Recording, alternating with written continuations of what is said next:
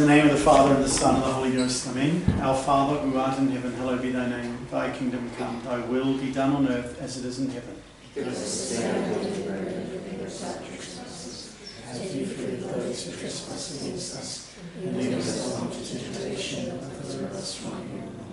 Hail Mary, full of grace, the Lord is with thee. Blessed art thou among women, and blessed is the fruit of thy womb, Jesus. Holy Mary, Mother of God, pray for us sinners now and at the hour of our death. Amen. Our Lady, seat of wisdom, Pray for us. Saint Peter, Pray for us. Saint Thomas Aquinas. Pray for us. In the name of the Father, the Son, and the Holy Ghost. St. Vincent Ferrer, there's the saint of today. You've heard about St. Vincent Ferrer. Great saint of miracles, incredible miracles around St. Vincent Ferrer. I'm not going to do anything about my book, am I? Get my head all screwed on.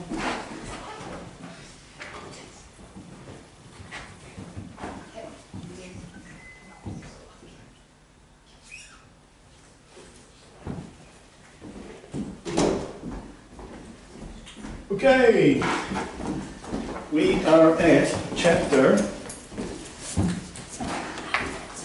107, caring for our health and our life. As I said last week, I'm going to try push through some of these chapters a little bit quicker. 107. Caring for our health and life.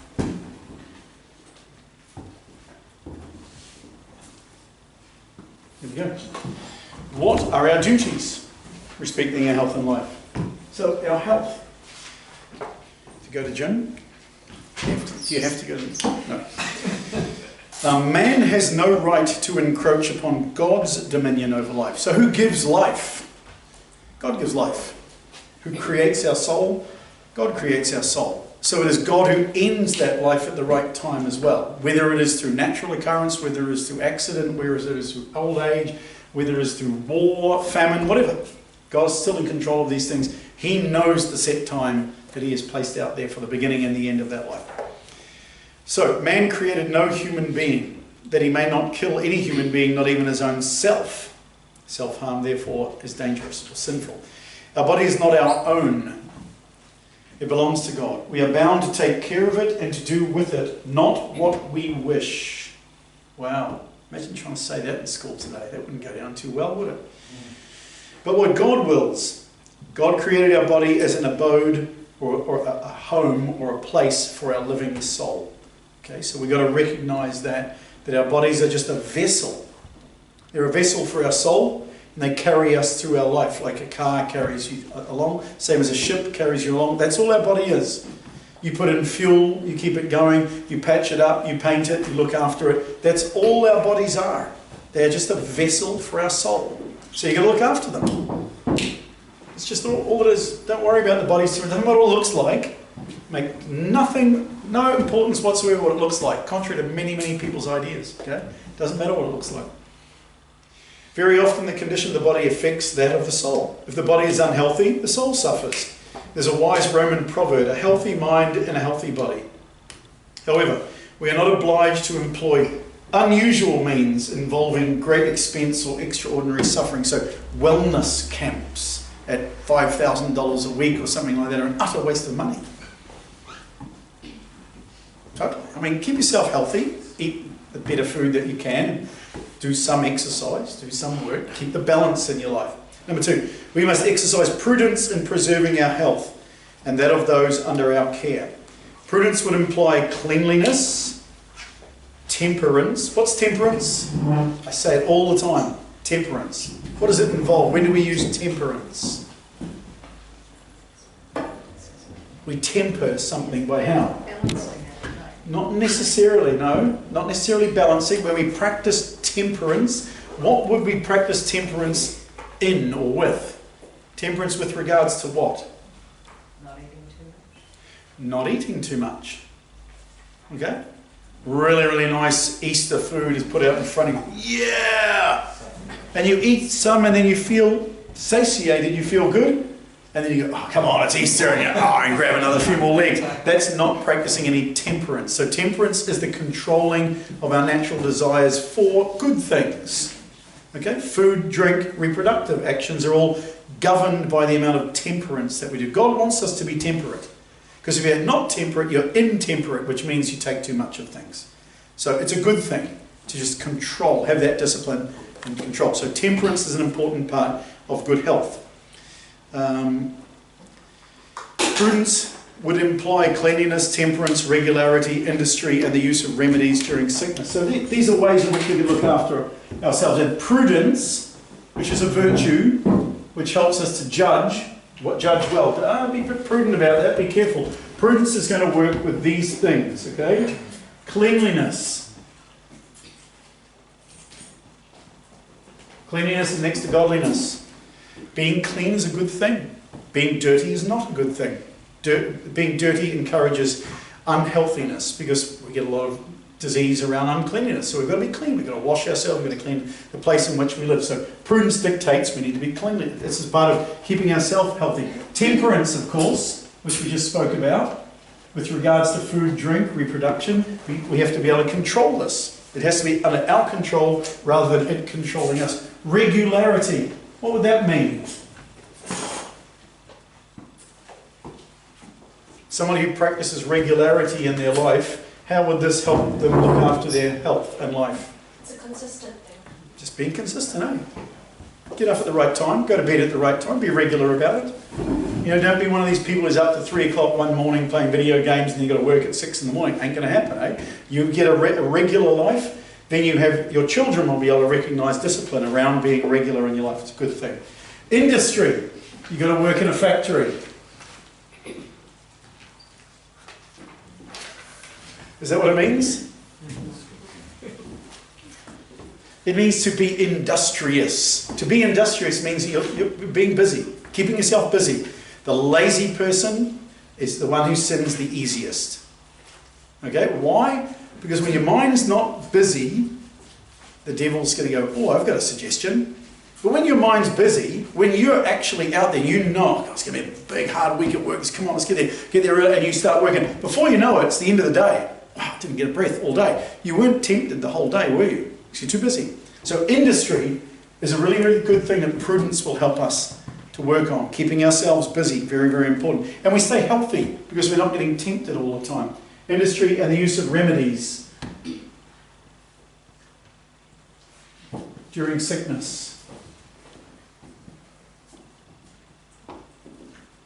Now, I'll tell you a little story. You know I like going on occasional tangent. So I've been a priest now for 14 years. Every single parish that I've been to, no matter where it is in the world, I've always got more than, usually one, but it's usually more than that.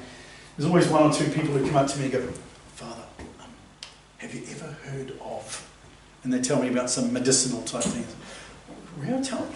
Well, I'll tell you what, Father, if you take some of this, it's going to keep you healthy. If I kept every type of homebrew medicine or something that somebody told me about that's going to keep you in bulletproof, I'd live for about 5,000 years. And I always say to myself, I say, you know, actually, I've got to confess something to you. Really, what's that, Father? I want to die. And they go, what? So I want to die. But what do you mean, Father? I want to see God. I want to see Jesus. I want to die. But don't you want some silver water, or don't you? No. And I end up, once they give it to you anyway, you guys, there's a whole cupboard of all just this weird stuff. I mean, okay, remedies during sickness. So Father, you take this up. I'm not sick. No, I'm not sick. I mean, one time my throat was playing up, but somebody gave me like a jar of fermented onions or something like, oh, you just drink this stuff. It's going to be really good for your throat. You think I'm, come on. Anyway, so they all mean well. You got to look after your health. Don't go around trying to live for 1,000 years. It's not going to happen. You're just going to die. So, I mean, I quite like a cold beer on a hot day. You know, after some exercise or a hard day, I have a beer with my dinner. It doesn't mean I'm an alcoholic or anything. If there's nobody around, I'm not going to drink one on my own. I don't drink alone. But there's nothing wrong with a balance in your life. Okay. So during Lent, you drop a fair bit of weight because you're being very temperate. But after Lent, Easter, when we finish the Easter Vigil Mass, we can come in here, we can have a beer. Don't drink and drive, something like that. But again, it's temperance, it's balance and all these types of things, okay? Remedies during sickness. That's all it is. You know, got a headache, take a aspirin or whatever it is. She'll be right. We sort of trust our medical industry, well, we used to. That's another story. Sorry, I didn't say that today.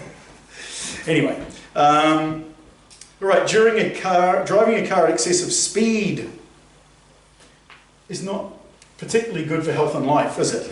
Like if you're doing the Northwestern Motorway at 180, it's a bit dangerous for health and life. If you're doing the Northwestern Motorway at 107, which probably means you're doing 102, because they always set the speedometers a little bit over, yes, the cops aren't going to pull you up, okay? So if you just happen to overtake someone, no. But if you do 150, 160 like that, danger to health and life. Okay, remember that crash down south last year, that 5 boys got killed? That boy was in court today, he pleaded guilty, 17 years old.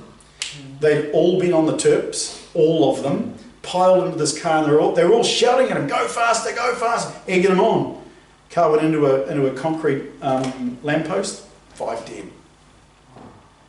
Boys just being boys, just revving each other up, but hey, caring for health and life, when you take that extra step and you go that extra little step to be a bit of bravado and stuff like that, you cross the line between sin and no sin, eh? So we all got to watch out for that sort of thing. It can affect anybody. And I like to play some pretty out there sports, but I also got to realise, okay, no, I'm not going to do that. I shouldn't do that. Anyway, sports. Skiing's not really out there, is it? It might be out if you're doing 130 k's an hour, probably is. I wouldn't do that. All right, so playing with loaded firearms, jumping in or out of a car when it's in motion, hanging on a running board of a car, and all types of these sports that they are now calling extreme sports. Okay? Going skiing with your family on the mountain is not an extreme sport. Jumping off a cliff on a pair of skis is. It's not a sport, it's just risking your life. And the worst phrase you can ever hear around one of these, oh, they died doing what they love. Oh, that's going to work well with God. Yeah, I risked my life just for an Instagram post, and now I'm standing in front of you and I've killed myself. How's that going to go down well? Not going to go down well, is it? God didn't give you your life to risk the life. What about someone going into war? No.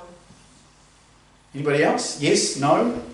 Are they risking, they're taking an unnecessary risk? But let's say you're a Ukrainian man who lives in Kiev and you've got 2 or 3 young kids and a wife, and you say to your wife and kids, all right, I'm putting you guys on the train, you guys are going to Lvov and you're going to go and meet this old rugby mate of mine who lives in Poland, okay? You're going to stay with him. What are you going to do, Dad? I'm going to stay here.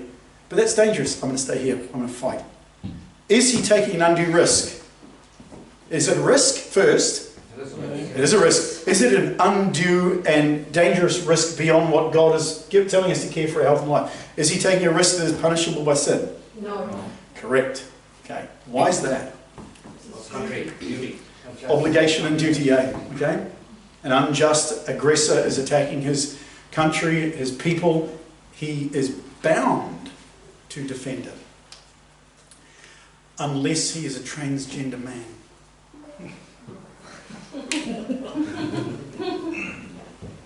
Can of worms there, eh? All right, number 3. We have the obligation to do nothing which tends to injure or destroy health. There you go. These silly X Games type things, okay? It's not it's a question I can't give you a correct, proper answer. I was going to say skydiving. I'd say skydiving actually has an extremely low chance of harm. Extremely low. If you're tandem skydiving with a professional, I mean, they have an accident once every 50,000 jumps or 100,000 jumps. Okay, if you have an accident, you're in trouble. But going swimming, or a long distance swim or something like that has risk, not from a shark. But, there's risk, okay, but I don't know. It's one of those ones that I'd say many people go, just be prudent, you don't have to do it. If a grandma wants to do it, she's 70 years old and never been, just go, okay, Granny, you can go once, way go. I don't know. I'm prepared to allow a little bit of leeway in there. It's not me to judge anyway.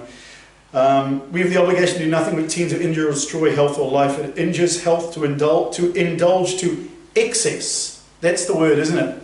Indulge to excess. So indulge. Let's say somebody has massive amount of really, really nice food, and they have some drinks, something like that. So we indulge in those. We're helping ourselves to that food. What about indulge to excess? The excessive amount which is not temperate. The excessive amount whereby we eat beyond what we need, beyond what we're even actually, to help keep ourselves healthy. We're eating well beyond it, or drinking well beyond that. Injures health to indulge to excess in drinking, smoking, dancing at all hours, eating unwholesome food, and vanity in dress. Okay, there's quite a few things in there, aren't there? So excesses, any of this sort of stuff. So excess in drinking. Alcohol is not a sin. It's a very Protestant idea that alcohol is sinful. Alcohol in and of itself is a medicine. Originally, alcohol is made as a medicine. In the old world, people would ferment things and they would distill things and they would use these things as medicines. Often internal medicines for colds and stuff like that. Okay? And that was what their original cause. And then there is beer, which was brewed and made from hops, and the beer was originally made, we don't know exactly where it came in the world, but in Europe, at least in the 6th and 7th century, it was brewed as sustenance, as a food for sustenance, so that when people had to work hard out in the fields, the monks, especially the Benedictine monks, ora et labora, work and pray. They'd be getting up really, really early in the morning, 3 o'clock, praying through the morning, going to mass, and then have to go out and work. And then at 11 o'clock the chimes would ring and they'd come in for lunch and they'd have a big pitcher of beer there. Always have some beer, it'd be some sustenance for them. So there's actually a blessing of beer in the Catholic Church. It's a good religion, isn't it? Really?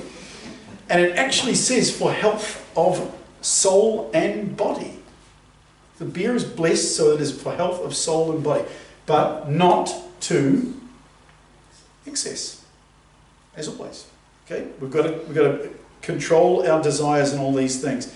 So excess in drinking, smoking. So it even says here excess in smoking, which means that the church always thought, well, smoking's not really the issue, it's the excess smoking. And of course the cigarette companies back in the 20s and 30s and 40s started putting things into their tobacco which would start making people more addicted to it. And that this was found out to be true during the big scandals in the 1970s when they caught the American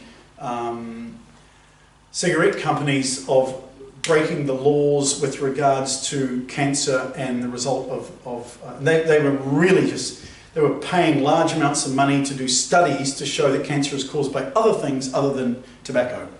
And they got caught out. They got a whistleblower. Someone from inside actually stole, I think it was 4 million documents and released them all to the press. And these guys were dragged across the coals and paid out hundreds of millions of dollars in. But they were also spiking a lot of the tobacco with stuff that people would then need to keep smoking and smoking and smoking. So my grandfather smoked all his life. He said he started smoking when he was 10 or 11. He rolled his own cigarettes and he died in his late 80s. And I mean, people do it, eh? Other people die from lung cancer in their 40s and 50s. But if you have a cigarette, you have a pipe, you know, a cigar or something like that, it's okay. It's a social event.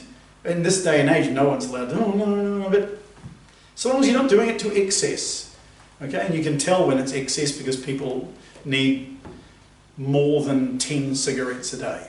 You know, when you're up to a packet a day, you're addicted. But if you have a couple of cigarettes, one cigarette in the evening, have your dinner, sit outside, have a cigarette, no worries. I don't smoke, but I'm not against someone who enjoys puffing a pipe or something like that. It's fine. Smoking. Dancing at all hours. What's that about, Father? Isn't dancing healthy? Yes, excess. It's exercise.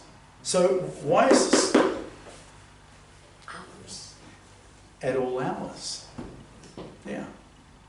So if one was to attend a function and one was to dance in a manner that is somewhat becoming. There's a whole story into itself. Then one can dance into the evening, but the next day we all have things to do. Sunday we've got to get to church, so stay out till 10 or 11, go home, get to bed, get up in the morning, go to church. But it's when we start going to events whereby this is going late into the night. Once it goes late into the night, the next day is gone. Okay, for those who've had some excess in their youth, you might know exactly what I'm talking about there. And then of course, there is the whole thing about dancing in and of itself. I have a theory on this. You want to hear my theory? Dancing is ritualistic. Humanly speaking, dancing is a ritual. We see it in the animal kingdom. Ever seen a peacock? What does the peacock do? Shows off its feathers. Why does it show off its feathers? It's attracting a mate. Mating ritual. Yeah. Dancing is a mating ritual. For those of you who've had excess in your youth, you know exactly what I'm talking about. It's exactly what it is, isn't it? Okay, people like to move and dance and stuff like that. That's okay. You can move to the sound that you think is nice. You can move to it. But there is dancing and then there's dancing. I don't know how to classically dance at all. I had 2 left feet if I had to do that. But there is a place for it. I mean, this is one of the Americans, that when I was in America for a few years, the Americans had big arguments about this because they have kind of traditional country western dancing, square dancing and all that stuff, which is a communal affair of, it's a community getting together and having fun, enjoying themselves. And so I got to the point where I said, well, look, nothing against any of that type of stuff. I think it's quite wholesome. It's that when you go to the clubs, nothing is wholesome there. Okay, so this is the whole thing about health and life. You're endangering not only health at being late at night, but you're endangering your soul, because nobody's in a nightclub just to grow in grace. Nobody. All right. Dancing at all hours. Eating unwholesome food. I would say the way we're going at the moment, our government is almost forcing us to eat unwholesome food. Food is so expensive. Everything is now just going through the roof. It's going to reach a breaking point, isn't it? In the next while, it will reach a breaking point. The majority of New Zealanders will not be able to feed themselves because everything's too expensive. The fuel, the housing, the food, and it will end up in riots. But we'll see how that goes. But anyway, the idea is, and I say this to people all the time, if you've got young kids, don't have any fizzy drinks in your house. Just none. I don't care how cheap they are. Water's cheaper. In my fridge, I don't have any fruit juices. I don't have any fizzy drinks. I have 2 or 3 large bottles, and they'll fill with water. Just drink cold water. What else do you need? I mean, what's the aim of the liquid? What is the liquid for? Hydration. Hydration. What's food for? Fueling. Exactly. So like I said before, we are a vehicle. The vehicle needs water and food. That's it. It's just a vehicle. It spits it out the other end. So put in stuff that will keep you going the best. There you go, water. So once those kids get the taste of that sugar, and it's very addictive, then it's hard for them to get off. And I see it all the time. I see families walking around, they're walking home, they're carrying 3 or 4 big bottles of pink and orange and green sugar, fat. That's all it is. And the kids are going to sit in front of their TV and watch Netflix and drink this stuff till the cows come home, stay up till 3 o'clock in the morning, and don't go to church in the morning or anything. So you eat bad food, you drink bad stuff, it doesn't help you. So water, water, water. And try and buy your veggies and fruit seasonal, because in season they're cheap, relatively. Out of season they're expensive. It's hard. Who knows what? But we've got the internet. Just look on the internet. What fruit season are we in now? Anybody know? Autumn. So what fruit are we eating now? Feijoas. Yep. Wow. We're coming into apple season now. Okay, so apple season, and our apple season in New Zealand's good. We get really, really good apples. And they get really cheap. They get down like $1.50 a kilo. So you can buy lots of them. So get your kids into this stuff. Get them eating natural sugars, which are good for their body. I always say to people, especially during Lent, if you don't know how to fast during Lent, then just take a piece of fruit. Have your meal, whatever it is, lunch or dinner, have your meal, but for the rest of the day, if you're struggling, just have an apple, have an orange, have a grapefruit, have a banana, have something like that. That's all you need. Once you've had that in your stomach's a little bit more rested. Oh, okay, don't need any more. You don't need, I mean, who sits around and eats 4 bananas? Like a monkey sits around and eats 4 bananas. You don't eat 4 bananas yourself. But, so have a banana. Eat some fruit. It's a good thing to, it's a good habit to have. Learn which fruits are in which season. And if you can, back in the day when I grew up, everybody had 2 or 3 fruit trees in the backyard. And it's like, yeah, plums, yeah. Indulge to excess is where the sin is. The sin is always in the excess. All right. Well, the last one is vanity and dress.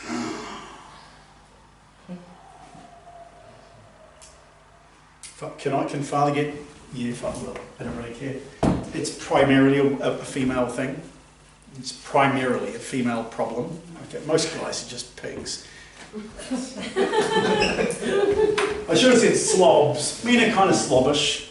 Until they became metrosexuals, most men just didn't care. In New Zealand, I mean, New Zealand's one of the most don't care countries in the world when it comes to men.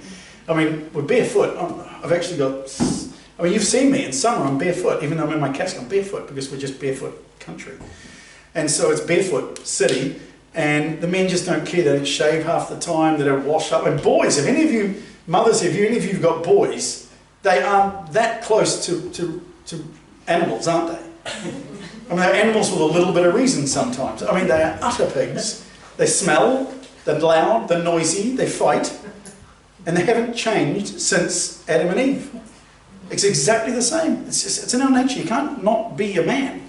You put on a dress and call yourself a woman. It doesn't work like that. Okay, so that's just the way that we are. So the cleanliness is an important thing, but also dress, vanity and dress. It's not an issue in New Zealand so much, although some of these guys, what? Yes, the teenage years, they're always a problem. You guys aren't teenagers yet, eh? So, teenager yet? Right, so you guys are good. We haven't got any teenagers here. Another year. It's the teenage years. Who'd ever want to be a teenager again? Way. But vanity in dress. Why is somebody wanting to be looked at? That whole animal behaviour of the preening, to attract a mate. It's primal. It is kind of primal, eh? Sort of want to fit in. Attention, fit in, yeah, all of these types of things. And also just that positiveness when someone says, oh, you look nice. But it's normally the women who are telling the women that they look nice. I mean, the men are picking their nose half the time. They don't even notice they're doing anything. So, but again, it is to gain attention, it is to be seen and to want to be seen. But remember, we get to heaven by mirroring our Lord. Our soul is the one that needs to be beautiful, not the rest of us. There's nothing wrong with looking good. Men are attracted to women by their eyes. Women are attracted to men by their ears. Okay? Women hear. Oh, I like this man. He's really nice. He talks nice. No. But men are attracted to sight. And so when the women preen through vanity, whatever it is, they become a source of danger to the men. They have to be. How can they not be? Oh, they say, well, they don't have to look. Oh, it's like saying to the bird, you don't have to fly. Men will look. That's what they do. Men notice these things from a mile. They'll notice a shape. That's all they notice, a shape. Oh, okay. Oh. And to pull themselves away from that. I mean, women are noticing the shapes as well, but they're not noticing it in the same way. So we have to be careful. It's just, in order to, if we love our neighbour, we've got to be careful. We've got to protect our neighbour. And one of those ways that we do it is to dress modestly. Okay, so vanity in dress is always together with immodesty, generally, especially in the 20th and 21st century. So, women, one of these days I will eventually, I want to bring out a speaker to New Zealand. Hopefully if our borders open up, there's a lady I want to bring out, and her name is,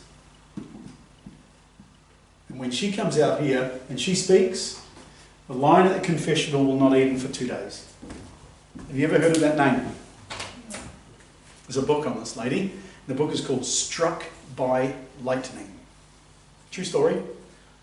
Gloria Polo is a Colombian woman who got struck by lightning, and she was with her nephew and he died. Instantaneously she lived. The lightning coursed through her whole body, and she was wearing an IUD at the time, which is copper, and her entire reproductive system was frizzled immediately. Most of her body was burnt and charred. She lost all her hair. But she was not really alive. In fact, she actually died. And when she died, she went to her judgment. And through a miracle of Almighty God, she went through the whole thing, the whole judgment. And the book goes through several chapters of just her judgment because it went through a long period of time. And then through a miracle of God, she was allowed to come back. And she came back. And she came back not only a very burnt person, but a different person. Because she thought she was Catholic. She was raised as a Catholic. She was not practicing anything. And one of the things she writes about in her book was the way that she lived. She was very fit, attractive woman. She'd go to the gym all the time, show her body off, and attract men left, right and centre. Men were attracted to her. She didn't care. She wanted to show her body. And she saw all this at her judgment. And each thing she saw at her judgment meant that she had to go to hell for multiple things. And one of them was her showing off her body. Just by the fact she would go to the gym and show it off in the gym. She was very proud of her physical figure. Yes? I have a question. Yep. What does that mean? So when you go to the gym, we shouldn't be wearing gym gear. What do you mean by gym gear? Gym gear like tights. Oh, you mean underwear? Underwear. Well, isn't that what it is? Like appropriate clothing for a gym. Yeah, so like shorts and a t-shirt is appropriate clothing for a gym. So here's a question. Anybody ever seen a cycling race on TV like the Tour de France or something? They wear skin tight stuff because they don't want to go to the wind and all that sort of stuff. So I cycle, okay? I've got a pair of those things, but I wear a pair of footy shorts over the top. Type things like that. What the heck for? I'm not trying to beat any world breaking time. Why is it that men's cycling shorts come down to here and women's cycling shorts only come to here? Why? Who made that decision? Who made the decision to cut off from there to there for women's tight clothes? Why is it that when girls go to buy shorts, their shorts are here and the boys' shorts are down beneath their knees? Why? Who made that decision? A human being made that decision, eh? But you don't have to buy them. Oh, but if I wear those clothes, I'll look like a boy. No, you won't. You'll just look like a girl with baggy pants. Like the guys look like boys with baggy pants. That's all, baggy pants. So yeah, go to the gym, wear baggy pants. I mean, I go to the gym, and so you're in a gym class, and the guys are all working out hard, the girls are all working hard, and the guys are all in pants, shorts down to their knees. Is it hard for them because this thing is constricting them? Not at all. They're just loose-fitting shorts that come down to your knees. So why are the girls, if they are in shorts, they're up here? Why? For what reason? Fashion statement. It is a statement, isn't it? The statement is look at me. The statement is look at me. You don't have to do it. Like if you get like a girl's t-shirt will always be, the sleeves will be here and really tight. Why is the girl's t-shirt like that and the guy's t-shirt completely and utterly saggy all over? Why? Who made that decision? Well, we make the decision when we buy it. And that's why we go in a shop and it says, girls' gym gear. Well, just go straight to the guys' gym gear and just get something baggy. It doesn't slow the guys down. They can't train any less because they're wearing baggy clothes, can they? No. And the idea is to go and enjoy this caring for our health and life. We can do that. There's nothing wrong with doing that. But you don't have to conform to what they want you to do. What it is, and I'll give you the answer now, why I keep saying why, it's called sex. It sells. It sells. Want to be seen. Just moving on from that. Okay. Swimming. Like tops. Does that mean we shouldn't be wearing tops? You ever been to Tonga? Yeah, I have. Right. What do they do in Tonga? I follow the Tongan rules. Are the Tongan rules bad? No. What are the Tongan rules for those who haven't been to Tonga? What's the law in Tonga for Tongans? Cover up. What about when you go beach swimming? Cover up. What about for boys and girls? Cover up. I love Tonga. You go to the beach, wear a t-shirt, shorts. What about when you're doing swimming sports? So in other words, you're competing in swimming sports. Like water polo, like you're a club member and you participate in these sorts of sports which have uniforms. Well, I suppose the same would be if you were a swimmer swimming 100 metres or something like that, and they're wearing. Yeah, but you don't walk around in them. Like you don't, hey, let's hang out in my budgie smugglers. I'm going to hang out in my budgie smugglers. Does that answer the question? I mean, yeah, you can play the sport where it's like cycling. If you're in a cycling sport, you shouldn't be walking around in those tight cycling shorts. I mean, imagine riding in a pack of cyclists and right in front of you look up into somebody's backside right there. No, I'd rather have a pair of football shorts up there. I don't need to look at that. Again, sport, okay, I suppose the better way to answer the question, we've drifted off a bit, we love drifting off, don't we? The question is, what is the reason for sports? Health. Thank you. Health. That's all it's for, right? What is the reason for competitive sports? Pride. A bit of pride, a bit of competition, but eventually it's still just health. It's still just sport. It's a game. Now, professional sports is another level, because that's a business. People are earning an income doing that. But this is 1% of 1%. Very, very small number of people actually get paid to play a sport. The vast majority of people are doing sport for health. So when the sports that we are participating in are crossing certain lines, like violent sports, boxing, look, the chances of brain injury are not tiny, are they? But it is still a sport that is protected by a lot of rules. A lot of boxers, especially under the professional level, have to wear heavy mouth guards and are covered with head covers on. When you start getting into MMA, no chance. Because it is legalised violence. That's all it is. You know, knees, elbows, everything. You're trying to cut the living, to just deal to this person. So it does not. It lacks in nobility, and even then, boxing is a blood sport. So, but boxing is a channel in a certain way for disciplining people. A lot of priests were boxing instructors, especially in big cities where you get a lot of inner city kids. And they don't get a lot of big parks and don't get opportunities to play in big sports teams, but you can just have a gym in a basement. And so a lot of priests were really good at boxing instructors and taught these boys, channel your difficulties, channel your anger, channel all this into a discipline called boxing. Because boxing is a discipline. You've got the Queensberry rules, you've got to keep to the rules, you can't break the rules, you've got to be disciplined about your food and your training and all the rest of it. So there is an element of that's health and caring for life, isn't it? Teaching someone to learn a discipline like that. But it's when it becomes a blood sport, it's like, no. But the main aim that we do sports is to keep a balance in our lives so that we have a healthy amount of exercise. A healthy amount of exercise helps you sleep well. When you sleep well, you get up rested, and when you get up rested, you pray better. Okay, think about it like that. If you get to bed on time and you're tired because you've done some physical work, whether it's on a work site or whether you've done some exercise, even if it's only a walk in the evening, you know, there was the amazing thing in the first lockdown in 2020 is always people out walking. It's like they've never done it before. Wouldn't do this here. This is New Zealand. We can walk everywhere. I live in countries you can't walk anywhere because you get eaten. Stand on a poisonous snake or something like this. Any of you lived in Australia know what I'm talking about, for crying out loud.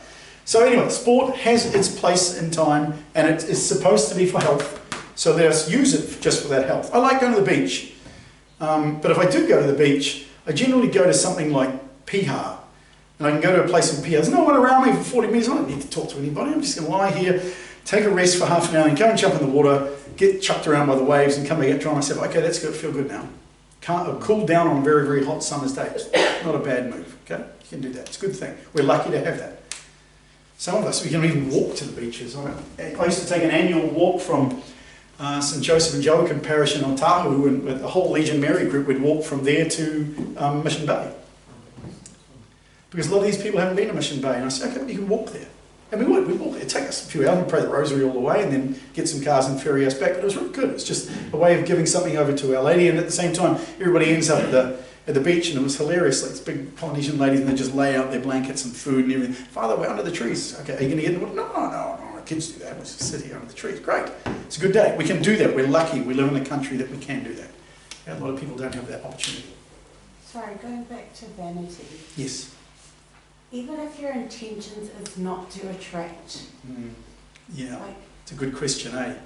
like because like say for instance I play like a lot of sport and I will wear like tight shorts and then singlet because I get hot really fast. Yep. So like is that still considered as vanity? Like No, that's not vanity. That's you're talking a little bit like Valerie was asking about, Yeah. like the dress, the dress for the sport. Yeah. New Zealand summers are hot. It's hot. Our ancestors, 100 years ago in the 1920s, they played sport also in New Zealand. It was hot, but they were quite a bit more covered up. You go up to Tonga, and you go up to Samoa, and those kids are playing in really, really hot weather. And you go to really hot countries in the world, like India and Africa and stuff. Those kids are out there, they're playing. It's 50 degrees out there, playing, kids. So if you feel hot, you're really getting hot. But again, I'm not talking about, you're not doing it for vanity. But remind yourself, am I showing too much? Men are extremely susceptible to these things. And you're not intending to do that at all. That's why this is a really, really interesting story, okay? She was not intending. She was intending to be vain. She was vain. But our Lord said to her, well, not our Lord, but her guardian angel said to her, the book is fantastic. I mean, she can come here and give the talk. It was, wow. She was told in no uncertain terms, you were dressing to be attractive to the eye.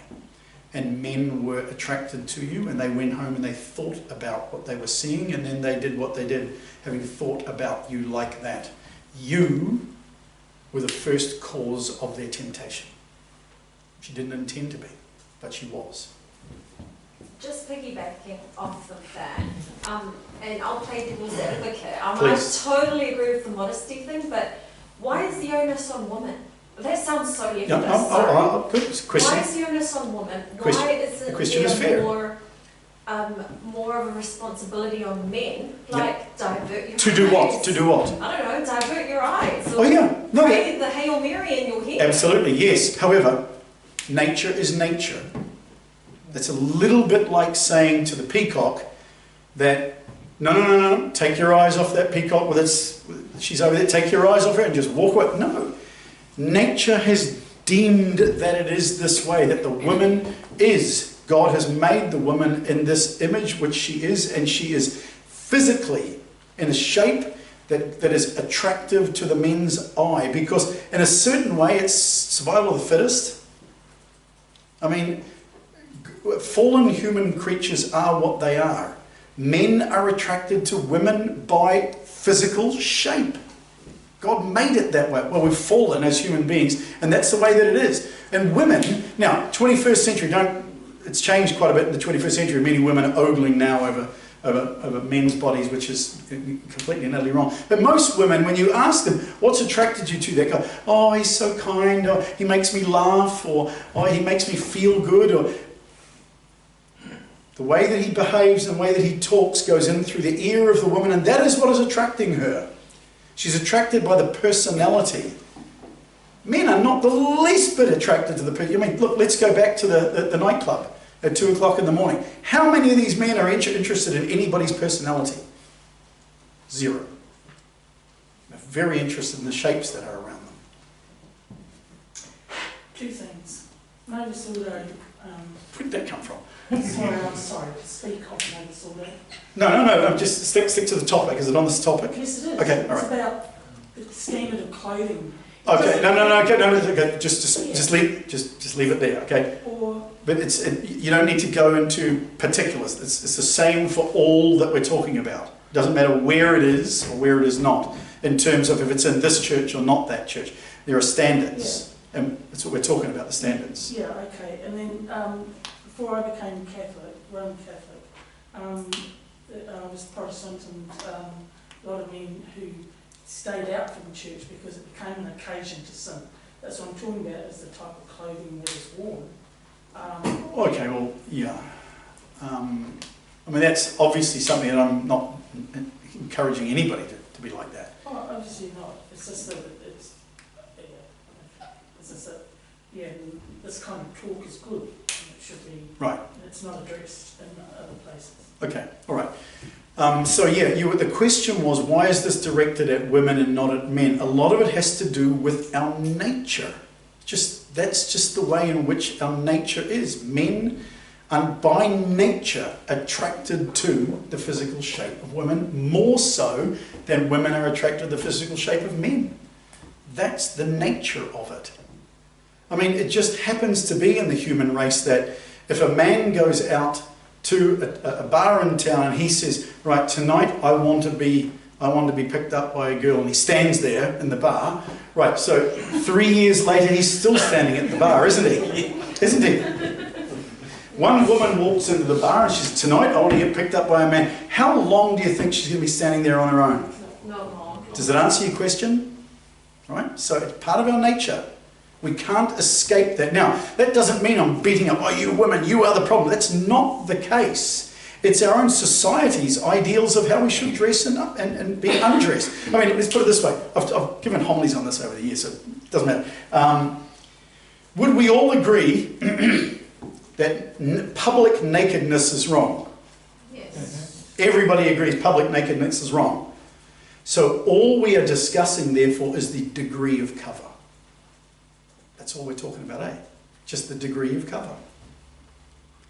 Now, I've been to India, I've been to the Arab countries, I've been to Africa. These are the hottest parts of the world. Why are the women all covered up? Is it because of the religion and culture? Partly, eh? But it's also because a lot of the cover that they wear is the right clothing for those hot temperatures. Because they're not wearing tight clothing. But if you have a look at Europe and North America, the Western countries, the further north you go, the less clothing they wear. What? What's that all about? And the further you go away from the equator, the tighter clothing they wear. The closer you come to the equator, the more loose-fitting they wear. Okay? I wear a cassock throughout the year, and I'm able to, if the cassock is loose enough like this, I take that off because that retains the heat. In the summer it's quite hard, so I often don't wear it during the summer, but I can be the whole summer like this, and people say, aren't you hot? And I say, is it hot today? And they go, well, yeah. And I go, well, then I'm hot. Aren't you hot? Well, yeah, but what? If it's hot, it's hot. Just by putting on some clothes, it doesn't change the temperature, does it? Or take off some clothes, it doesn't change the temperature. The temperature remains the same. A lot of these things we can control in our own mind. Is that, and I get your point, you're playing a sport and it just gets really hot, so you strip down to like a singlet or something like that. In general, if you're playing touch or something like that, it's not really much of an issue. But it's when people are dressing like that and they're going in like that, even before they've even done anything. So I know, look, I've been in gyms. I first started going to the gym in 1980. I mean, Adam was a boy back then. And I've seen the change in dress in gyms, and it's just overtly sexual now. Just overtly so. And the industry is behind it. The industry makes money off it because it sells. But that doesn't mean you can't be countercultural. And that's why I like the idea of like whole Tongan things. No, we don't care about you. Our religion says, we've got to be modest. So, good. Any further questions? I mean, I'm happy to talk about this anymore, but I'm just giving you ideals. I mean, it's barely getting through one chapter. Who cares? Yes? I guess like a problem that I have when it comes to like modesty culture is I found that like when you're more modest, or like in a culture where modesty is more valued, guys tend to be more sexual about women that like maybe aren't following their standards. So for example, like at my church at home back in Moanui, I found that the boys would sexualise like a girl wearing shorts, even if they were like, or like a skirt that's a bit shorter than say like down to their ankles. Right. And so like I understand modesty culture, but I don't see how that can also fit into it. I've seen the same thing amongst the same groups, and I think that what we really need to strive for as individuals, but especially as communities, is balance. It's really important. If you're unbalanced, what happens? Imbalanced. You fall over. Okay? So if you lean too much to one side and emphasize too much on one side, you become imbalanced and you are going to fall over. The system itself will fall over. I've seen the same thing. I'll use an example, things like, you probably understand this more than others, so sedevacantist families. I've seen these sedevacantist families in America, and they are so out there. The kids are totally out there. Why are they totally out there? Like really wild. Why are they out there? Because they are so far to one side with their parents. The rules are so heavily enforced. The rules, it's absolute. If you don't do this, you're going to burn in hell. And the kids just, bugger this. And they just lean back the other way. So sometimes when the modesty culture is rammed down your throat and it's not balanced, it ends up with a kickback going the other way. And the point we must never ever forget is that we are fallen human beings. And we have concupiscence. You know what concupiscence is? Concupiscence is the result of original sin, that we tend towards that which makes ourselves feel good. And this really involves things like the indulging to excess. Concupiscence wants us to have a little bit more of that really, really nice cake, or a little bit more of that drink, or a little bit more of that look that we just took on somebody, because we all have it. There's nobody without concupiscence. Controlling the concupiscence is through a healthy spiritual life. For the saints, controlling concupiscence only for the saints, and they were so advanced in the spiritual life, their prayer lives were enormous, that they decided they would make reparation for others, and they would live the most mortified lives imaginable. You know, eating one potato every second day and no other food, flagellating themselves. But it's not meaning that everybody should be doing these things, but they were almost going to the point of excess because they were holy enough to do it. And we're talking the minority of the minority. The vast majority of people can't. The vast majority of people, they're just going to look after the basic things in our life, controlling concupiscence by temperance. And so these things are all they're governed by this virtue of prudence. And I can't hark on enough about prudence.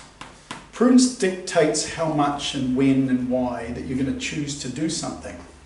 Okay? Do you allow your kids to watch a certain thing? Prudence dictates, for the next half hour, no problem. My kids are good, they've been good, I'm allowing them to watch this. It's prudent. It's giving them a balance, a healthy balance. Okay? Hanging around with other kids, hanging around with different nationalities, hanging around with different languages, eating different foods, going to different places, challenging them, constantly keeping all this going. But you've got to be prudent. You don't just say, okay, go and do what you want, come back here in 2 hours. Oh boy, anything could happen. Okay, so, but this is all part of parenting, this is all part of growing up. Recognizing that this thing doesn't disappear at baptism. It grows if we don't keep it under control. If we're not prudent in caring for our health and our life, cleanliness, temperance, regularity, industry, remedies, things like that, otherwise we will indulge to excess, and therefore we are fueling our concupiscence. So, I mean, look, we started on many different things, and we got into this modesty and dress. It's not the aim of this, it's a part, just one part of the whole. But it is one that in our day and age, once we've spoken about it, I shouldn't need to speak about this until like next year when I come around to chat one or two. I shouldn't need to. I might chuck it up 1 or 2 homilies because it does involve a lot of the 6th and 9th commandment, but it's not something you need to hark on about. That's where a lot of that problem comes from, because it's harked on about 7 days a week, And when it's harked on 7 days a week, and you tell all those little boys, you guys aren't allowed to eat apples, you guys aren't allowed to eat apples, you guys aren't allowed to eat apples, you guys aren't allowed to eat apples, you guys aren't allowed to eat apples. When mum's away, the boys are going to eat apples, aren't they? Because if you keep telling boys who have concupiscence, don't do that, eventually they're going to stop. I had one, it was alright. Didn't kill me. Okay, so balance. Balance is a really, really important part of things. Any more questions on that? Couple.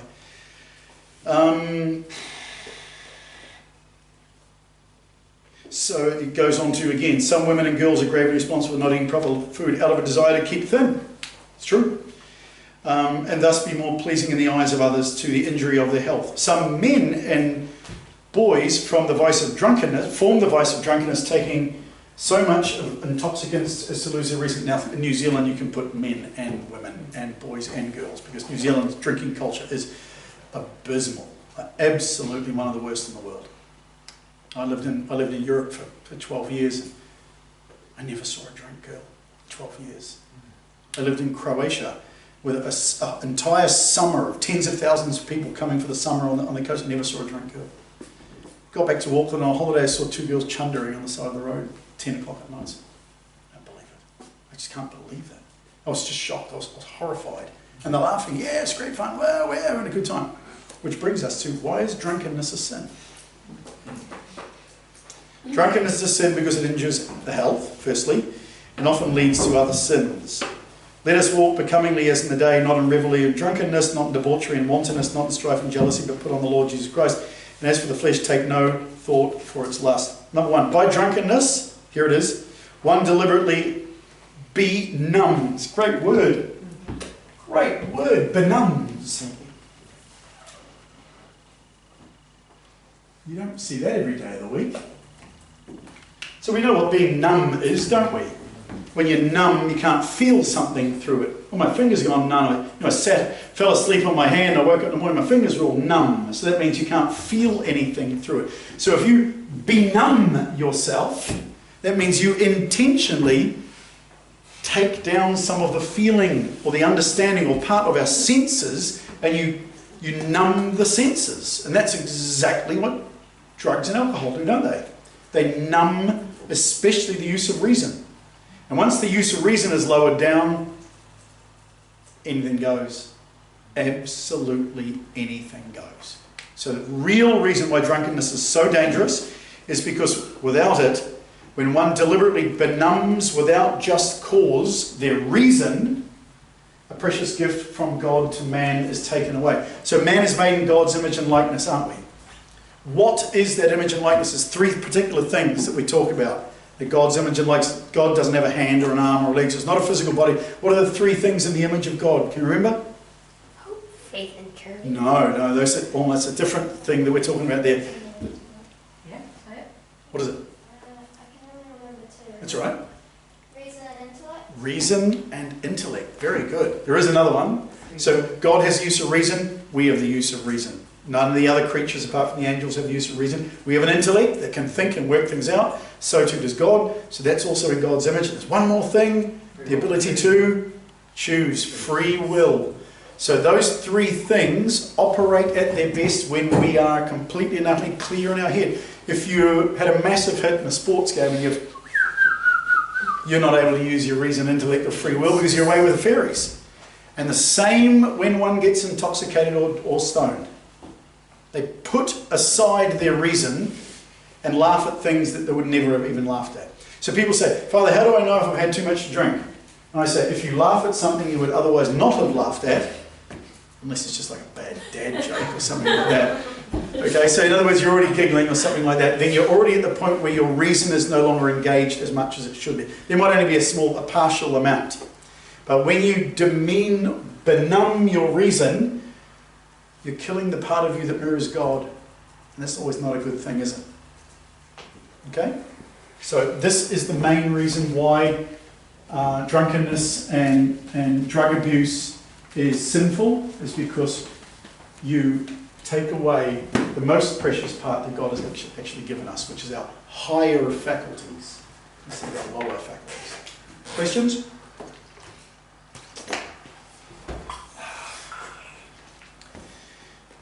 St. Paul said, the works of the flesh are manifest, which are enmities, drunkenness, carousings and such like. So obviously St. Paul says these are dangerous works, we ought not to be drunk.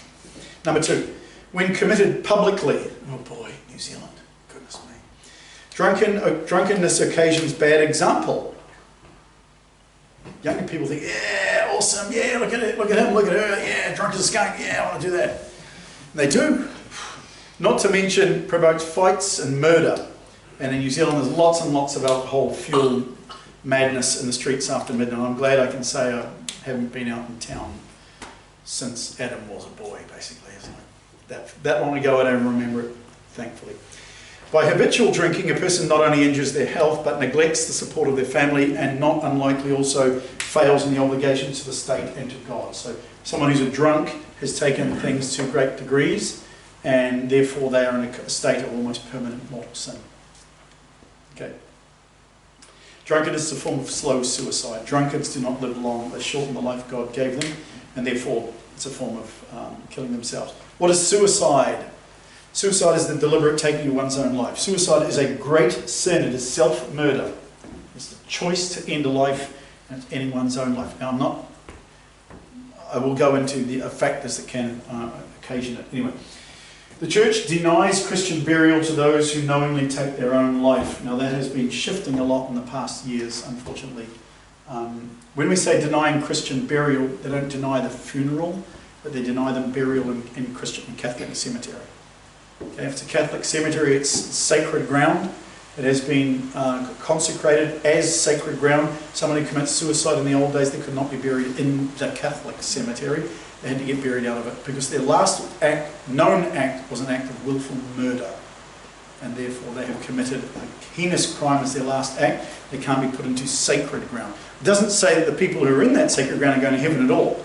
But it just means they didn't die publicly in the state of sin. Whereas the person who commits suicide, to all intents of everybody else, has died by public sin. We don't know where they go. Don't get me wrong on that. I've talked about that before, okay? I'll mention it again shortly. I'll just read down through what else it says here. And their judgment, so by this the church does not mean that those souls are surely condemned to hell. Their judgment is in the hands of God. The church merely wishes to show public condemnation of such sins, which our society does not do today, eh? There's no condemnation of suicide anymore. In fact, if you don't support almost the idea of suicide, you are one of the problems because you are stigmatizing. Well, yes, we should stigmatize self-harm. We should stigmatize. We should say to kids, don't do it. It's the worst thing. They sort of say it, but when someone does it, they don't say, well, that was a really bad thing. We shouldn't. They just sort of, anyway, so we don't help ourselves in our society in this day and age. One who commits suicide sins against God, who is the exclusive arbiter of life or death. He sins against himself by plunging his soul mercilessly into hell if he does. And he sins against his family who he leaves to bear the shame, and that's the worst, and perhaps to live in want for lack of his support. Suicide is the result of lack of religion. Never a more true word has ever been spoken. So at most of Auckland's secondary schools, there are a minimum of 2 suicides a year at every secondary school in Auckland. Minimum. Why? Lack of religion. Even in the Catholic schools, they're not living their religion. They don't believe in God. They don't love God. They don't believe in the afterlife. They don't believe in reward and punishment. None of this stuff. They just believe it's here and now. Do what you want. I'm in pain. I'm hurting now. I want to get rid of it. So end my life. There were so few suicides 50 years ago in New Zealand, or 100. There were very, very few. People considered it the worst taboo of all, unless it was in a society whereby they regarded suicide as a noble thing to do. Like in Japanese society where they regard a soldier, it's better to die by suicide than at the hand of an enemy. Okay, whatever. Yeah, but that's also without true religion. So suicide is a result of lack of religion. Experience teaches us that as religion weakens in a land, the number of suicides increases. There you go, New Zealand, perfect example. Suicides are tenfold higher than they were 100 years ago, or 70 or 80 years ago. Tenfold higher, easily. Suicide is usually committed by one who has gotten into trouble or committed some great sin, or has got themselves into a great degree of depression, and their focus is on themselves. It's not working for me at the moment. I'm going to end it. And the others are the ones that suffer terribly in this life, at least. If we get into trouble, we should have patience and trust in God. Some commit suicide because they lose their fortunes, others because of business failure. So remember, this was written in the 1950s. Suicide is the sin of those in despair, and that is very true, who do not believe or hope in God's mercy and ability to carry them through all adversities. Suicide is the sin of Judas. The suicide no longer holds that God forgives anything and everything when a sinner repents. He no longer holds that God is infinitely merciful and infinitely powerful, and that he can draw good out of the most horrible evil. So people suffer a lot in this world because our world is very, very cruel in this day and age. But in that suffering, God is the remedy. He's always been the remedy, right from the beginning of time. Embracing God and understanding what it means. What does God mean? It means infinity. Just that one word, infinity, goes on forever. Wow. Pain doesn't last forever. Pain is a physical thing. It hurts inside, but it only hurts while we've got a body. Once we get in the presence of God, there's no pain.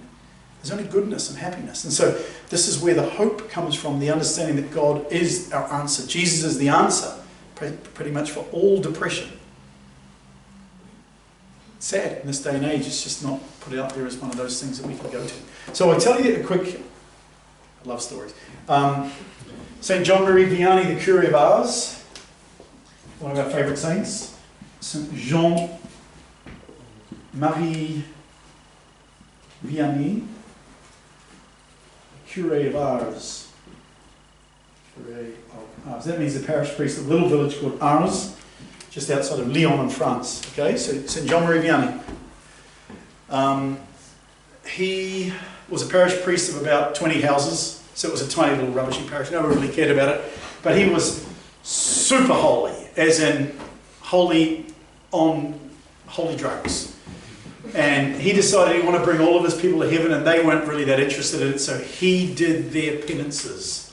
And he prayed for them, and he would stay up, sleeping very, very little, spending hours and hours in the church on his knees, praying that his people become holy. And one by one, they started coming back. And one by one, they started to realise that their parish priest was a seriously holy saint. In this tiny little village in the middle of nowhere, okay, in the 1800s. And then people started hearing about it, that this priest is quite wonderful. And people started coming to the village from distances away. And then more people started coming. And then more people started coming. And then there were miracles. And then this priest could read hearts. People would come to confession. And here's an example. One girl was, I think I said this last week, didn't I? About the girl who was taking the ferry up the barge. I told another group. No. Okay, so she was coming from Lyon. And Lyon to Ars, if you've got a car, it takes about half an hour. But in those days, you didn't have a car, it was all just mud roads, and you had to go up the river Saône. So you have to go upriver. The only way to go upriver was on a barge being pulled by horses or whatever, or mules. So they had to go upriver a long way, so they had to leave Lyon in the night, like 9 or 10 at night, 3 hours or 4 hours up the river by barge, get off the barge, and then get in, and then walk until it was light, and then there might be a carriage or something going in from some other town into Ars, and you might arrive there at 7 or 8 in the morning. So to get those 35 kilometres from Lyon out to Ars, it would take you 6-7 hours, okay? Or 7 or 8 hours. But that was what life was like in the countryside back in the day. So there was this girl, she was going with her friends, they wanted to go and see the famous Curé of Ars. And they wanted to hear him speak and go to communion to him, or go to confession to him. Everybody wanted to go to confession to him. So she got on the barge and someone offered her a snack and said, oh, thanks a lot, yeah. Chatting away with everybody. He was excited. It was a cold night and all dressed up. Hours later she gets there and the curé starts Mass and non parts Filius Spiritus Sancti in Trui, but I'll tell you that Latin Mass, of course. And then it comes around to communion, and the communion rail in Ars, because the church was getting bigger and bigger and bigger, it goes out like this, and across like that, and around like that. It's quite long. It takes them, I don't know, maybe 30, 40 people around. So he's giving communion lights, and he gets around to this girl and he just walks right past her. He goes to the next person. And he goes back around again, more people have come here. Gets to this girl, walks right past her and goes, and she's thinking, why isn't he giving her communion? And he does this like 2 or 3 times. She goes, excuse me, Mom, Monsieur Curé, excuse me, Father. And he just goes, see me after Mass. See me after Mass. So after Mass, he would normally take his vestments off and go straight into confessional. There would be a line, sometimes 500 up to 1,000 people in line. And some people would, the longest waits were around about 24 hours. And people they'd pay poor villagers or poor people to stand in line for them. Or they would go to a hotel and come back like 20 hours later and near the front, oh, I'll get in there, thank you, here's your 2 cents or whatever it was. Quite cool. Anyway, so this girl was thinking, what the heck's this all about? So the curate goes in there and she gets one of the ushers. The curate didn't give me communion. He told me to come and see him. And he said, okay. So he gets in, he's high-vis dude, and he gets in the, oh, excuse me. Monsieur Curé, there's a young girl here. And he goes, oh yes. And he says, come over here, my dear. And he says, I couldn't give you communion because that snack you took was after midnight. The church's laws, there was a fasting law at that time. You could only receive communion if you had not eaten beforehand. And the law went from midnight until you received communion. You could not eat anything from midnight until you received communion because you were going to receive God. So by having any food on your stomach, it's a symbol of the food's more important than God. Now the law's like 1 hour, which means like halfway through the Gloria, you're not allowed to eat it. It's just how weak are we these days? Anyway, so how did the curé of Ars know that this girl had some food on the barge at 11:30 at night? How did he know? Because he knows her heart. What's that? Did he know her heart? Yeah, because his guardian angel is with him, and her guardian angel is with her, and her guardian angel's going. And he's going, don't go, give me. Something like that. But it makes sense, doesn't it? God's good. God's awesome. But this is a miracle that became known, which just carried on the legend of St. John Marie Vianney. He was, at the peak of his career, he was hearing 18 hours of confessions a day. And I've been and seen his confessional. It was not a padded seat. It was just a drop-down piece of wood with a hinge on it, just drop down from the wall and just lean up against it like that. And the confessional was just one piece of wood with a grate there, and they used to come in through the door and they'd kneel down there. And 18 hours, he was sore backside, eh? Every day, 18 hours. And he would also go down to the school which he'd founded, and he knew all the kids by name, and then he would cook once a week. He wouldn't allow anybody else to do any cooking or cleaning or anything like that. Once a week he would cook, and he would get 6 potatoes, and he would boil them up in a little cage type thing, boil them up, and then he would just hang it up above the fire. And then on Monday or Sunday he would have a potato. And then go and do his curé of Ars stuff during the day, and then he would go to bed. Normally he would go to bed around about 11 p.m. I think. And he would get up at 3. He was sleeping about 4 hours, 3 to 4 hours a night, because he had to get into the church to say his prayers for all the people who were going to be coming. And he would pray through until Mass in the morning. And then there were the days that he would come down from his bedroom at 3 o'clock in the morning like this,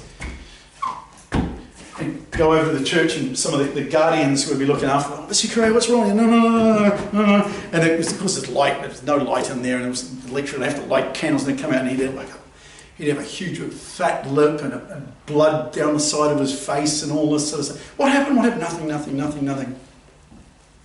He was having fist fights with the demon.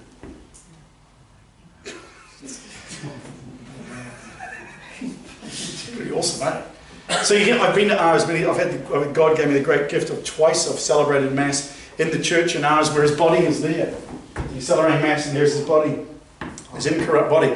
And I run around on one of the walls there is written a thanksgiving to all the people who helped build the things in Ars, and one of them it's written in there, and money was given here in Ars for the missions in Oceania, New Zealand. It's right there. It's cool.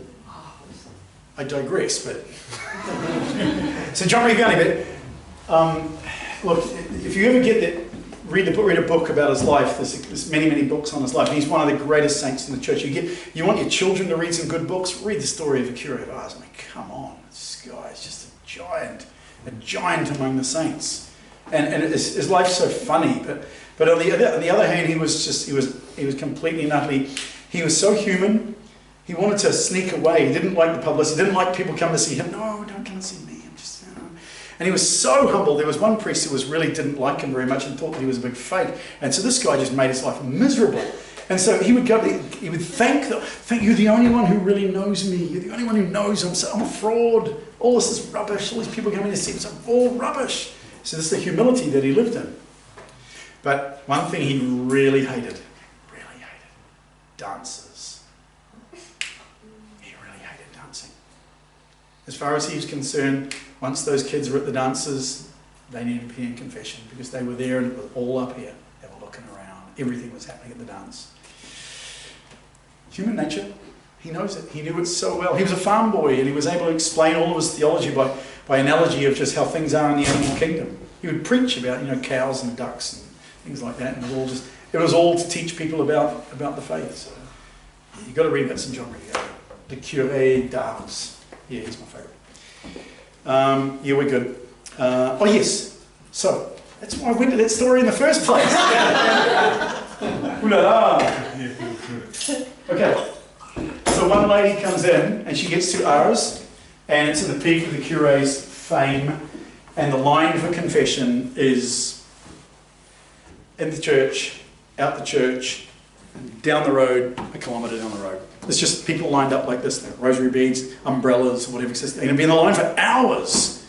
And he's doing his normal things. And when he would cross from the church to the rectory, there were like 200 people trying to touch him and cut his hair and take parts of his cassock and all. So this lady comes along, she's got a really important thing she needs to speak to him about.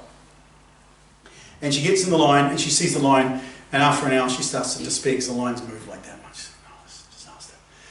And she's fretting, she's really, really fretting about this mass, and so she was able to get in for one of the masses, and she's sweating, and she's beside herself with her fear, despair, everything. She's having a breakdown, basically.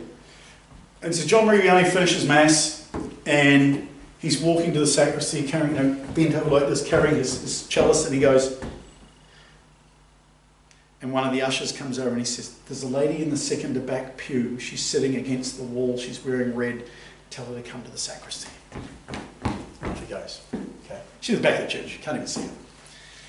And so they drag her into the sacristy, and he whispers in her ear. Oh no, he didn't drag her into the sacristy. She accosted him. He saw her, I think, and she wasn't able to see him. But as he was crossing over from the house to the rectory, which was 10 metres, and there was 100, 200 people there, and then she kept, Mr. Curry, she was trying to get to him, couldn't get him, drowned under all these people, and he stops in the middle of it all, and he goes, you, bring her here.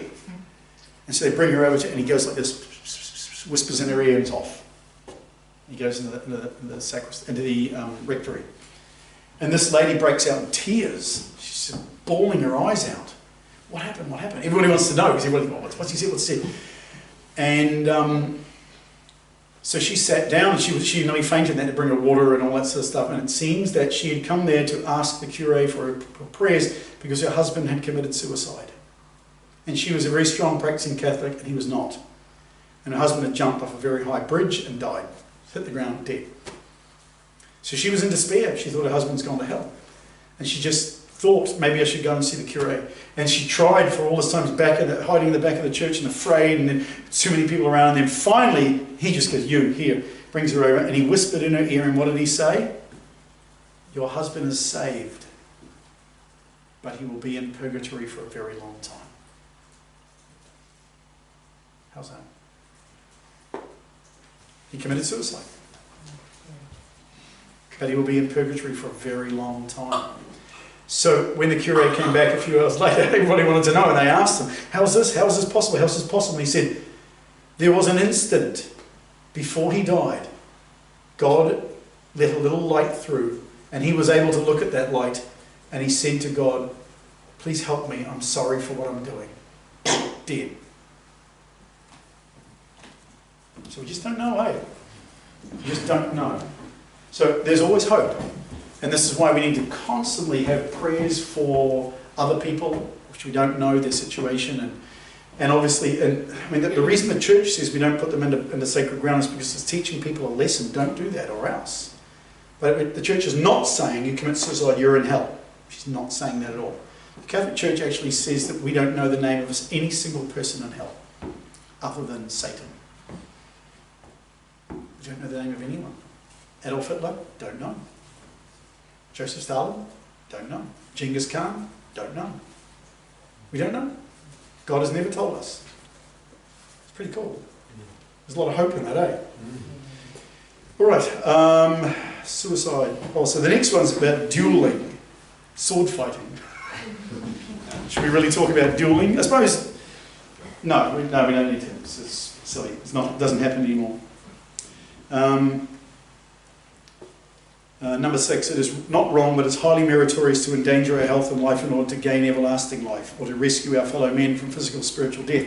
Christ himself knowingly gave his life to save souls. So somebody risking their own life to save somebody else's life, or even especially to save their soul, it's a great, good thing, and God is very pleased to do that. Even if you risk your life to save someone's life, you're doing it out of love for a fellow man. Well, that took a long time. Oh well, that's good. I'm happy with that. Any questions on that? Because I'm not going to start chapter 108 yet. Questions on drunkenness, dangerous sports, suicide? I mean, Kids, we're always hearing, oh, children want to ask that, but we want to hear about it. Well, if they were only taught simple things like this, it would make it a lot easier, wouldn't it? The church's teaching on this is pretty clear. On suicide, and the church's teaching on drunkenness is really clear. The church's teaching on drug abuse is very, very clear. The aims are always clear. So with drugs, so long as you're not doing it in excess, you're okay. Okay, so again, let's go back to the same question I asked with regards to sports. To what end? What is the reason for taking drugs? Like for instance, with the whole cannabis thing. Yep. Legalisation of cannabis in New Zealand, there was Yep. a strong argument for those using it for medicinal purposes. Okay, so the exception never makes the rule. Exception always makes a bad rule, always, okay? So the numbers of cannabis users in New Zealand who are using it for medicinal purposes, truly medicinal purposes, are probably around about 1%. Most New Zealanders are using it to get stoned. So you can't use the 1% in order to make a rule for the 100%, can you? It's always a bad example. Marijuana may have some medicinal qualities that might help some things, but we're all going to die.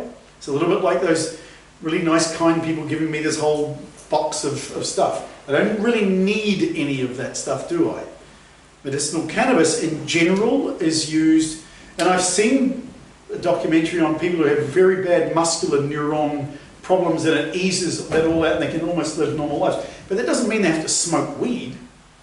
It means it can be processed and made into a sort of drug that can be taken, doesn't it? Doesn't mean they have to smoke weed. What is the reason? What is the final end of somebody taking drugs? What is their reason for taking them? And don't give me the answer, to have fun. Yeah. What's that? I was going to say. You were going to say? Have fun. To escape. It's a kind of escape, isn't it? It's to go to a place which is supposedly more fun. But once reason is diminished, then it becomes sinful. You diminish reason, it becomes sinful. And I don't know, I went through uni, around uni in those years, and I know plenty of people who like to smoke, and none of them would just have a toke. None. They just don't. They smoke to get bombed. They smoke to get high. They smoke to get somewhere other than where they are now. It's like I mean, at least with a beer on a hot day after a game of touch rugby, you have a beer. It doesn't even touch the sides. It's just a nice tasting cold drink, and that's it. That was great. But it's when you have 3 or 4. So, oh yeah, not make it. One for the road. No. It's very social. Whereas most people who are smoking weed are smoking it to get stoned or to get a high. That's all there is to it. And as for the myriad of pills that kids can take in this day and age, well, none of those are anything other than enhancement of desires and sharpening of, is really dangerous, basically. You put an imbalance of chemicals into your body in order to get a high. Very, very dangerous, right across the board. So does that answer your question? Thank you. Because it is common misconception that people say, oh, marijuana is far less harmless. Nobody's ever really died from that, and a lot more people suffer from alcohol abuse than they do from marijuana abuse, and marijuana is good. But again, final end, what's the end of it? What's the end? What's the aim? What are people doing it for? And of course, most of these people who are arguing these things have no God.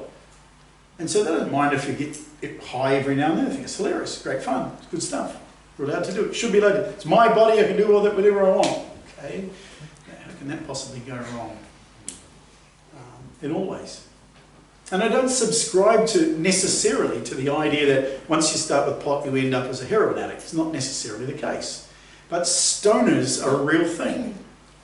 And if you know a stoner, you know a stoner. I'm the total deadbeats. I mean, it's just weed, and there's just no motivation to do anything in their life. It's just weed. And they never get out of that. They never get out of the high or trying to get the high and keep the high. It's industrious, industry, keeping ourselves busy. When you're high, you're not busy. You just chill, man. Totally relaxed. No worries. Yeah. What's the problem with that? We're open to the temptations, aren't we? Because when you're in that state, your defensive wall is not up.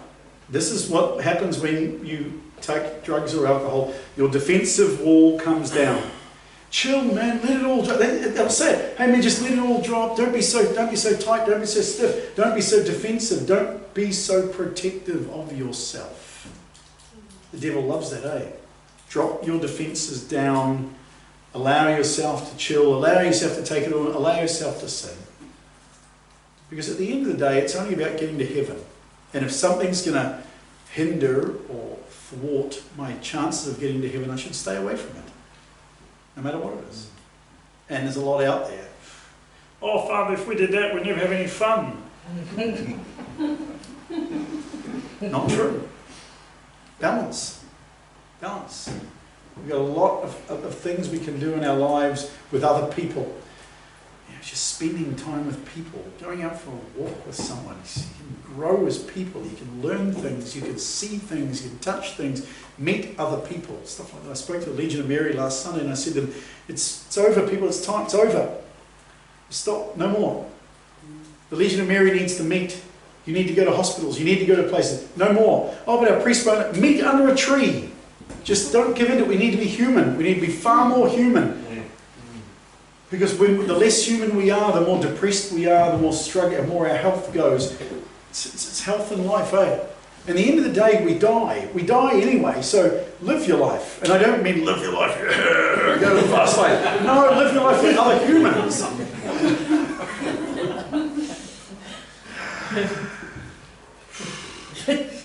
That little boy who came along with John Marie Vianney said, Father, I'm 5 years old, I'm 6 years old, my mum says I should be praying, but can't I play? And he said, how old are you? He said, 5. I said, you go and play. Play while you can. Okay? We have an opportunity to live our lives. We have an opportunity to do good things, not only for ourselves, but for others. And we've got to keep a balance. And if we're not balanced, we fall over. We fall over, you're going to get picked up again. So it's just a life lesson, I suppose. And not get sucked in by what the world is saying, as the world is always against God and God's ways. And the scriptures are full of this. That, you know, our Lord played with it when he was a boy. He played with the neighbourhood kids. When he was walking around with the apostles and disciples, he'd joke sometimes. He'd be speaking a lot of truths and all that. It's joking sometimes, laughing at something which was funny. Because he's human. Totally human. Stub his toes. Oh, stub a toe. Oh, make a joke about that. Enjoy your trip. Yeah, right. You know, whatever. You know, language has an ability. We can laugh. We're human. So we need all of this. We need this balance. But we make an imbalance when we create a false way of enjoyment. Of course, we can have fun. Laughing is so human. It's just one of the best things that we can do. But if we live a very, very too rigid way of doing things about everything, we're going to tip over. Especially if we go too far to one side and too far to the other side. I've spoken about this many, many times. We should be looking for the... Can you read that at the back? Is it too light? It's got nothing to do with TV or newspapers or the media. The middle way. There's a middle way in between everything. Don't go too far to that side. Don't go too far to that side. Hold to the middle ground. Do the things that God wants you to do. Laugh and cry.